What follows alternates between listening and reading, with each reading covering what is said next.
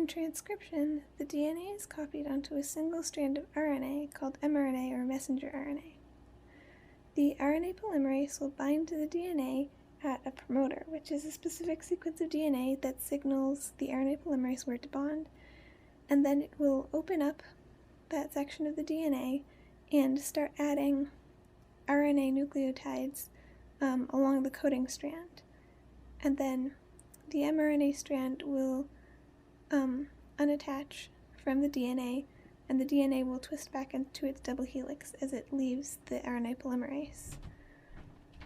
The mRNA is made up of introns and exons, and the exons are important for protein synthesis, but the introns don't contain any important information, so spliceosomes will come and splice out the introns and put the exons together, and then a cap and a tail will be added onto the mRNA before it leaves the nucleus.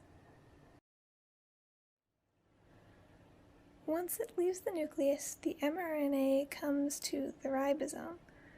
The mRNA is read in groups of 3 nucleotides called codons, and 2 codons can fit in the ribosome at a time.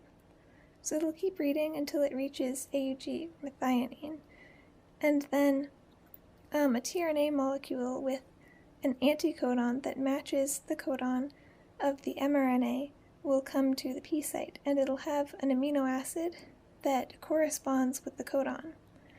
And then another tRNA molecule will come to the A site with an anticodon that matches the codon on the mRNA and the corresponding amino acid. And the first amino acid will join with the second one, and then this tRNA molecule will move, and the one in the A site will move to the P site. And it will continue that way until it reaches a stop codon, and then the protein will be complete.